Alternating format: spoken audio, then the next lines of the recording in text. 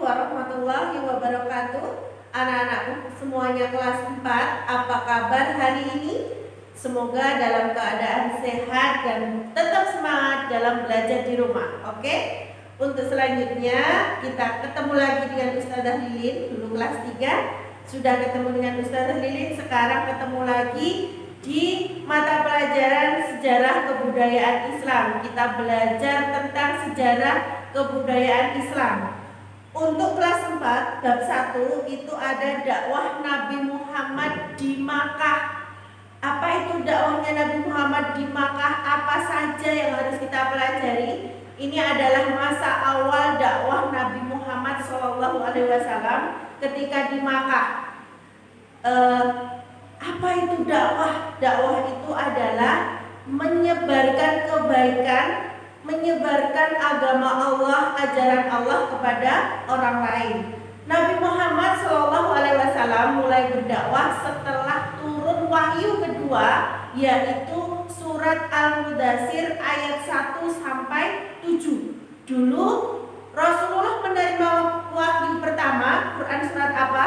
Quran surat Al-Alaq 1 sampai 5. Untuk selanjutnya kita pelajari strategi dakwah Nabi Muhammad SAW ketika di Makkah. Yang pertama, dakwahnya Rasulullah itu secara sembunyi-sembunyi atau siri, secara sembunyi-sembunyi, yaitu ditujukan kepada keluarga, kerabat atau saudara, dan sahabat-sahabatnya. Itu adalah strategi yang pertama. Nabi Muhammad melaksanakan dakwah secara sembunyi-sembunyi selama 3-4 tahun di rumah Arqam bin Arqam. Itu adalah salah satu sahabat Rasulullah SAW.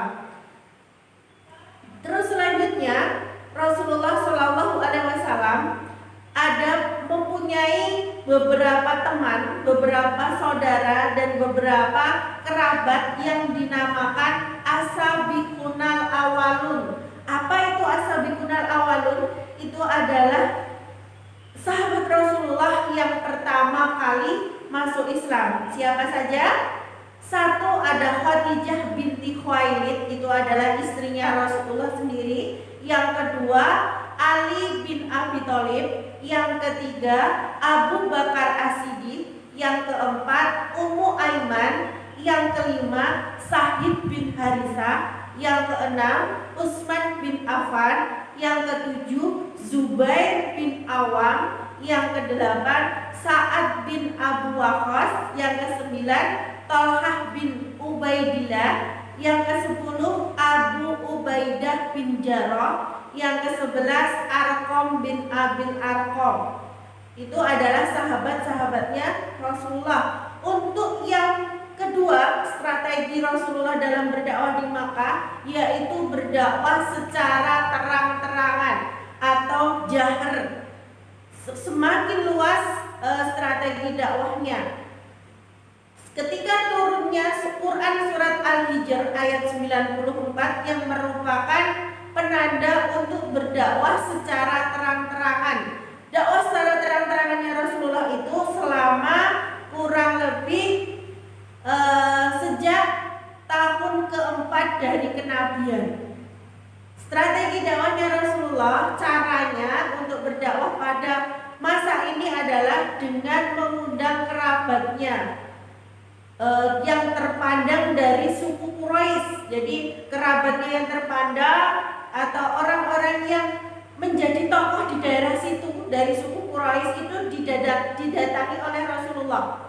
Dalam kesempatan itu Nabi Muhammad SAW menyampaikan inti ajaran Islam agar manusia itu menyembah Allah Subhanahu wa Ta'ala. Tanggapan dari kebanyakan orang yang hadir saat itu, hanya sedikit orang yang mau menerima ajakannya Nabi Muhammad SAW, yaitu yang bernama Hamzah, Abdul, dan Umar bin Khattab. Sebagian besar dari mereka menolak ajaran Nabi Muhammad Muhammad. Hanya 2 orang yang mau menerima ajaran Rasulullah. Terus kenapa ya ketika itu alasannya kaum kafir Quraisy menolak ajarannya Nabi Muhammad? Yang pertama, persaingan merebut kekuasaan. Yang kedua, hilangnya kasta. Yang ketiga, hilangnya perdagangan patung. Jadi zaman dulu itu menyembahnya belum menyembah Allah, menyembahnya patung, berhala seperti itu. Terus yang keempat, larangan taklid kepada nenek moyang atau mengkhianati nenek moyang, karena nenek moyang zaman dulu suku Quraisy itu adalah menyembah berhala.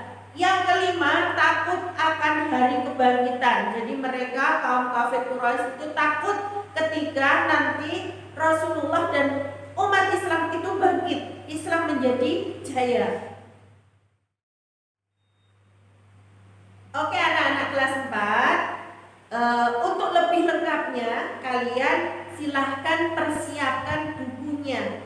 Karena pelajaran sejarah kebudayaan Islam itu harus sering mendengarkan cerita yang pertama. Yang kedua, bisa menonton video. Dan yang ketiga, harus banyak membaca tentang perjuangannya Rasulullah. Jadi Rasulullah itu adalah teladan kita sebagai umat Islam, harus banyak dipelajari. Kita harus tahu perjuangannya beliau. Oke anak-anak kelas 4, selamat belajar. Selamat untuk kalian yang sudah naik di kelas 4. Tetap semangat dan semoga sehat selalu. Cukup sekian dari Ustazah. Assalamualaikum warahmatullahi wabarakatuh.